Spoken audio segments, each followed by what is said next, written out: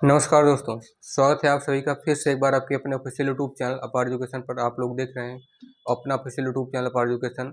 और आपके इस चैनल पर आपको बता दें कि तरह तरह की जानकारी वाली पढ़ाई से संबंधित एजुकेशनल वीडियो आप सामने आती रहती हैं। तो आज हमेशा की तरह इसी कड़ी में जुड़ते हुए जिस तरह से हम लोग current affairs, general knowledge, GK, GS के साथ कंबाइंड वीडियो, अलग अलग भी वीडियो, हर एक पैटर्न वाइज क्वेश्चन को paragraph wise, one liner one word, one liner question one word answer में तैयार करते हैं। इस तरीके से हम लोग आज आपके लिए, आपको व्हाइट बोर्ड पर दिख रहा होगा, जैसा कि आपको पता है कि साइंस का क्वेश्चन जिसमें ज्योग्राफी के क्वेश्चन भी इंक्लूडेड हैं, इन दोनों का कंबाइन आपके साथ आपको समझाने के लिए लेकर के आए हैं, ताकि अगर आप कॉम्पिटेटिव एग्जाम में बैठें तो आपको हमारी वीडियो अगर आप लोग देख रहे हैं तो आपको कोई भी एक एक नंबर का क्वेश्चन का जो डाउट होता है, चाहे ऑप्शनल में हो, चाहे आपको लिखने के माध्यम से समझाया जाए, एक भी परसेंट का डाउट ना रहे। ठीक है, तो आइएगा बिना वीडियो को देरी के शुरू करें। आपको पता है ये क्वेश्चन फिजिक्स का, यानी कि विज्ञान का मतलब विज्ञान में ही फिजिक्स है, केमिस्ट्री भी है और बायोलॉजी भी है।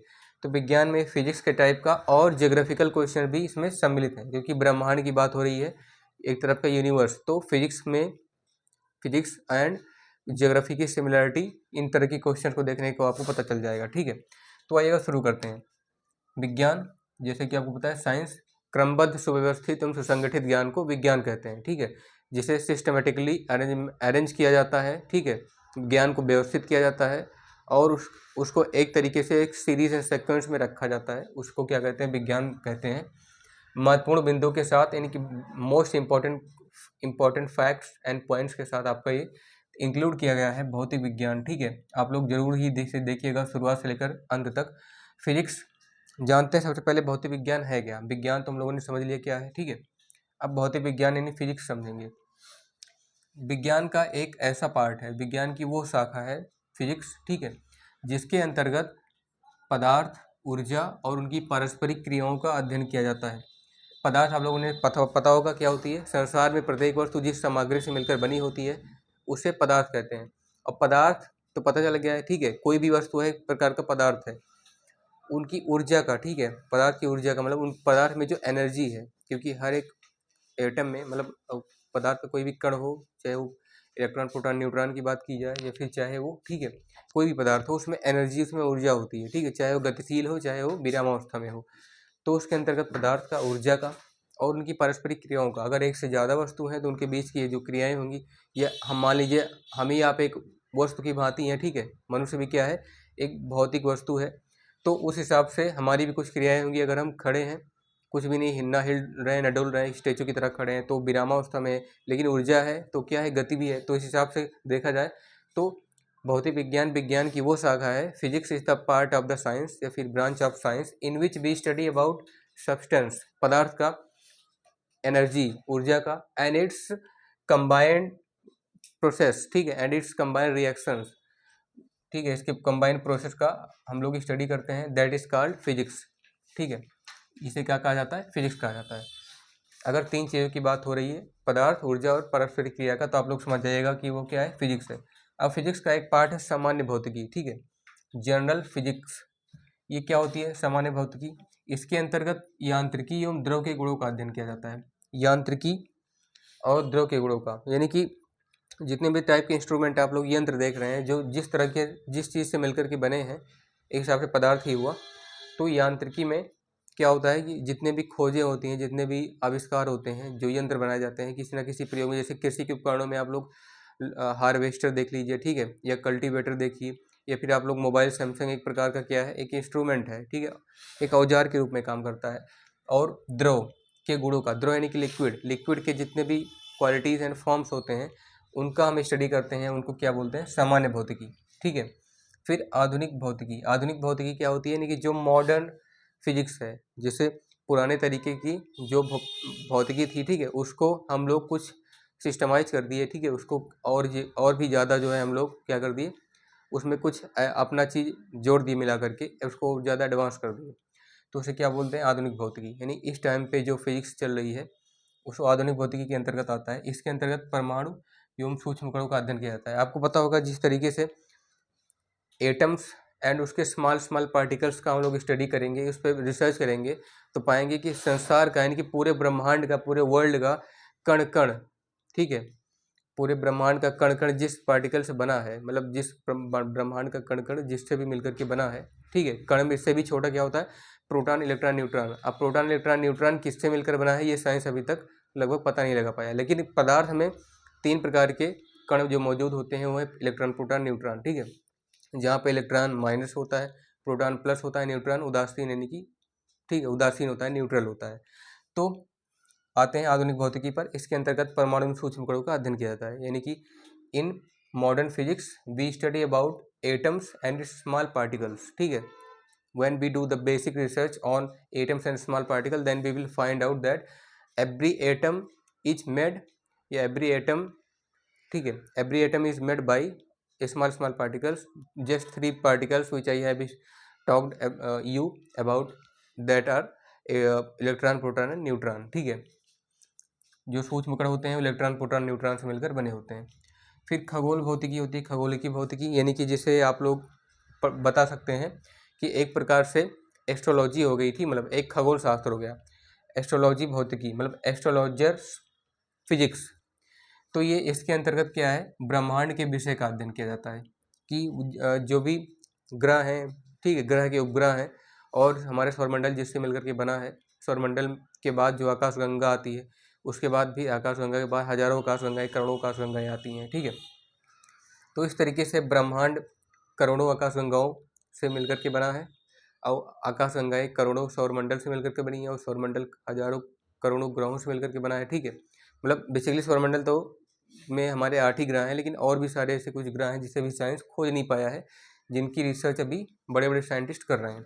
तो हम लोग खगोल की भौतिकी की परिभाषा को इस तरह से देखते हैं कि ब्रह्मांड के विषय का, यानी कि in astrologers physics we study about universe, ठीक है, हम ब्रह्मांड के विषय का अध्ययन करते हैं। फिर अब आते हैं मात्रक पर, ठीक है। हम लोगों ने भौतिक पढ़ा, भौतिकी के 3 प्रकार पढ़े, सामान्य भौतिकी, आधुनिक भौतिकी, खगोलिकी भौतिकी, ठीक है। अब मात्रक यानी यूनिट पढ़ते हैं। मात्रक होता क्या है, किसी राशि के मापन के निर्देश मानक को मात्रक कहते हैं। अगर कोई भी राशि आपको दे दी जाए, जैसे वो राशि मान लो क्या है, वो राशि आपको दूरी दे दी जाए, ठीक है, यह दूरी में लंबाई है, लंबाई है, उसको आप कैसे मापेंगे, ठीक है। तो मतलब जो दूरी आपको दी गई है, माना कि आपने लंबाई माना है, तो उसका जो मात्रक होगा उसको आप लोग मीटर से मापेंगे। तो जो आपने लंबाई मानी है वो एक प्रकार की राशि है, ठीक है, और उसका मापन किस तरीके से किया जाता है, वो मानक है, मापने वाला मानक हो गया, और जो आपने माना था वो क्या हो गया, वो राशि हो गई, ठीक है। तो वो जो राशि जिससे मापी जा रही है उस मानक को मात्रक कहा जाता है, ठीक है। किसी राशि के मापन के निर्देश को मात्रक कहते हैं, है ना। उसके बाद फिर मात्रक होते कितने प्रकार के हैं, there are 2 types of unit, मूल मात्रक और व्युत्पन्न मात्रक, ठीक है। मूल मात्रक जिसे आप लोग फंडामेंटल यूनिट बोलते हैं, और व्युत्पन्न जिसे आप लोग डिराइव्ड यूनिट बोलते हैं। मतलब डिराइव करने के बाद आप लोग कोई भी फॉर्मूला डिराइव करते हैं, डिराइव करने के बाद जो यूनिट आता है, मतलब जो यूनिट आपको फाइंड आउट होता है, ठीक है, उसे आप व्युत्पन्न मात्रक या फिर डिराइव्ड यूनिट बोलते हैं। तो मूल मात्रक क्या होता है आप लोग को पता होना चाहिए। बेसिकली मूल मात्रक जो होता है, मूल से ही बना है, मतलब मूल मात्रक में मूल से ही बना है मूल मात्रक। तो यानी कि फंडामेंटल एकदम रूट, आप लोग जड़ पकड़िए, उसकी जड़ क्या है फिजिक्स की, पहले है किलोग्राम। 7 राशियाँ होती हैं, जैसे किलोग्राम हो गया, मीटर हो गया, ठीक है, कैंडेला, मतलब ये राशियों के मात्रक हैं, kilogram, metre, candela, second, ampere, kelvin और मोल, ठीक है। 3 3 6 1 7। किलोग्राम किसका मात्रक है आप लोगों को पता होगा, मीटर किसका मात्रक है, कैंडेला किसका मात्रक है, सेकेंड किसका है, ठीक है, एम्पियर किसका मात्रक है, केल्विन किसका मात्रक है, मोल किसका मात्रक है। ये सभी जितने भी राशियों के जितने भी मात्रक हैं वो कौन है, मूल मात्रक है, ये मूल मात्रक में आते हैं, ठीक है, मतलब फंडामेंटल यूनिट में। और व्युत्पन्न मात्रक में कौन आते हैं, जो आप जैसा कि अभी हमने आपसे बताया कि फॉर्मूला डिराइव करने के बाद जो प्राप्त होता है, जैसे आप लोग जूल निकालते हैं, जूल, ठीक है, तो जूल मतलब कार्य के जो फार्मूला होता है W = F × D, work = force × displacement × the direction of force, बल गुणे बल की दिशा में विस्थापन, उसको आप कार्य कहते हैं, ठीक है। कार्य का मात्रक न्यूटन प्रति मीटर होता है ना, और जूल भी होता है। तो कार्य का जो सीजीएस मात्रक है वो अर्ग होता है, ठीक है, एसआई पद्धति में इसका मात्रक जूल होता है। तो और न्यूटन किसका मात्रक है, बल का, लेकिन आता किस में है ये, व्युत्पन्न मात्रक में, डाइन घन मीटर, ठीक है। मतलब इसके से संबंधित जितने भी मात्रक हैं वो हिसाब से क्या है व्युत्पन्न मात्रक आ जाएंगे। अब बाकी 7 मुख्य राशियों का मात्रक जो कि भौतिक विज्ञान का मूल है, जिन्हें मूल मात्रक कहा जाता है, वो है किलोग्राम, ठीक है। मीटर लंबाई का मात्रक है। सेकंड समय का है। विद्युत धारा है का मात्रक एम्पियर है। केल्विन नहीं तापमान का मात्रक है। और आणविक मात्रा का मात्रक क्या है, मोल, ठीक है। तो इस तरह से आपको ध्यान देना है इसमें। अब दोस्तों कुछ हम लोग ऐसे बेसिक चर्चा कर लेते हैं जो कि आपको पता होना ही होना चाहिए। कुछ ऐसी चीज़ें, ठीक है, जो कि आपको जानना जरूरी है, जो आपके भौतिक विज्ञान में, साइंस में भी है और ज्योग्राफी में भी है।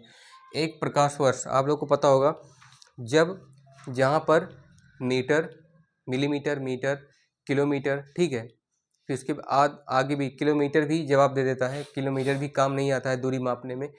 तो हम लोग उस समय फिर मतलब मीटर न किलोमीटर न मिलीमीटर, इसकी गति से जब थक जाते हैं तब हम प्रकाश की गति से चलते हैं, और प्रकाश द्वारा एक वर्ष में तय की गई दूरी को प्रकाश वर्ष कहते हैं। मतलब जितना दूरी प्रकाश जो है एक साल में तय करता है उसको प्रकाश वर्ष बोलते हैं, ठीक है। यहाँ पर मीटर किलोमीटर की बोलती बंद हो जाती है। तो एक प्रकाश वर्ष बराबर कितना होता है, 9.46 × 10⁻15, 9.41 light year equal to 9.46 × 10⁻15 metre. यानी कि एक साल में प्रकाश 9.46 × 10⁻15 मीटर दूरी तय करता है, ठीक है। दूरी मापने की सबसे बड़ी इकाई क्या है, प्रकाश वर्ष, पारसेक है, जो कि प्रकाश वर्ष से भी के बाद आता है। जहाँ पर प्रकाश भी थक जाएगा वहाँ पर क्या, पारसेक आएगा, ठीक है। दूरी मापने की सबसे बड़ी इकाई पारसेक है। एक पारसेक बराबर कितना होता है, हम लोगों ने प्रकाश वर्ष पढ़ा। एक पारसेक बराबर कितना होता है, 3.26 प्रकाश वर्ष, मानी प्रकाश वर्ष का लगभग 3 गुना से भी ज़्यादा एक पारसेक होता है। और एक 3.26 प्रकाश वर्ष यानी कि 3.08 × 10⁻16 मीटर। इसको 3.26 को इससे मल्टीप्लाई करेंगे 9.46 × 10⁻15, तो हमको जो वैल्यू निकल के आएगी वो क्या होगी, 3.08 × 10⁻16 मीटर एग्जैक्टली, ठीक है। एग्जैक्टली इतनी ही वैल्यू जो है, वैल्यू आपको पारसेक में मिलेगी जब आप लोग पारसेक पढ़ेंगे। एक पारसेक बराबर होता है 3.08 × 10⁻16 मीटर, अगर मीटर के फॉर्म में पूछ रहा है तो। अगर लाइट ईयर के फॉर्म में बताना है तो आपको 1 parsec equal to 3.26 light year होता है। आप लोग डायरेक्टली ऐसे रख सकते हैं, ठीक है। फिर बल का जो सीजीएस मात्रक होता है वो डाइन होता है, यानी CGS unit of force is dyne, ठीक है, डाइन होता है।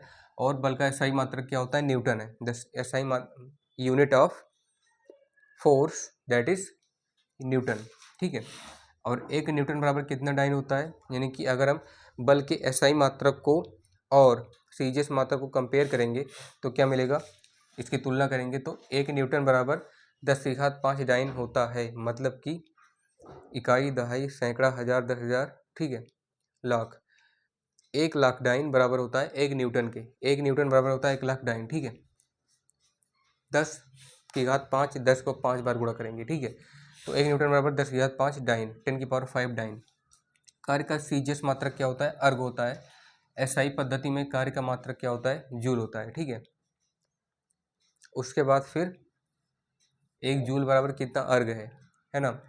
एसआई पद्धति वाले आपको पता होगा जितने भी मात्रक होते हैं सब तगड़े हैं, मतलब ये सब एकदम फराटेदार मात्रक हैं, ठीक है। 1 जूल बराबर 10⁻7 अर्ग, क्योंकि सीजीएस मात्रक क्या होता है, सेंटीमीटर ग्राम सेकेंड, और एसआई मात्रक क्या होता है, इसमें आपका मीटर और क्या ग्राम, किलोग्राम। उसके बाद फिर क्या आता है समय का मात्रक सेकेंड, उसके बाद उसमें क्या लेते हैं, मिनट लेते हैं, घंटा लेते हैं, ठीक है। तो इसीलिए क्या होता है एसआई मात्रक क्या होता है, सबसे ज़्यादा जो है ये ऊपर होता है, ठीक है। उच्च पद्धति में मतलब ऊपरी सीमा में होता है, उच्च सीमा में, हायर लिमिट में। और ये लोअर लिमिट में आ जाता है क्या, सीजीएस मात्रक, ठीक है। 1 जूल बराबर 10⁻7 अर्ग, 1 जूल इक्वल टू 10⁻7 अर्ग।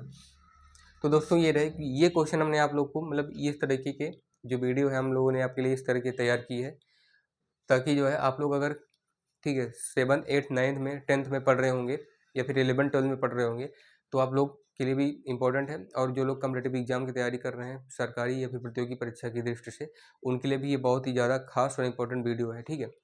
तो दोस्तों आप सभी के लिए फ़ायदेमंद है, क्योंकि ये जनरल नॉलेज, जनरल साइंस में होता ही है, और बेसिकली एक कॉमन चीज़ें हैं, मतलब जनरल है, आपको पता ही है, सबको पता होना ही होना चाहिए। आप साइंस पढ़ रहे हैं तो, ठीक है, ज्योग्राफी पढ़ रहे हैं तो फिर भी। तो दोस्तों इसी के साथ ही हमारी वीडियो यहीं पर ख़त्म होती है। अगर आपको इसमें कुछ मिस्टेक नज़र आती है, फिर आपको कुछ समझ में नहीं आता है, तो कमेंट में लिखना ना भूलें, कहाँ पे आपको समझ नहीं आया, कहाँ पे हमारी मिस्टेक हुई है, ठीक है। और जितना ज़्यादा हो सके इस वीडियो को शेयर करने का प्रयास कीजिए अपने दोस्तों के पास, भारतीय नागरिक होने के नाते, ठीक है। और आप हमारे चैनल पर पहली बार हैं तो वीडियो को सब्सक्राइब कीजिएगा, वीडियो को लाइक कीजिएगा, चैनल को सब्सक्राइब कीजिएगा और जितना ज़्यादा हो सके शेयर कीजिएगा। पढ़ते रहिए, धूम धमाल मचाते रहिए। मिलते हैं आपसे नेक्स्ट वीडियो में, तब तक के लिए जय हिंद, वंदे मातरम।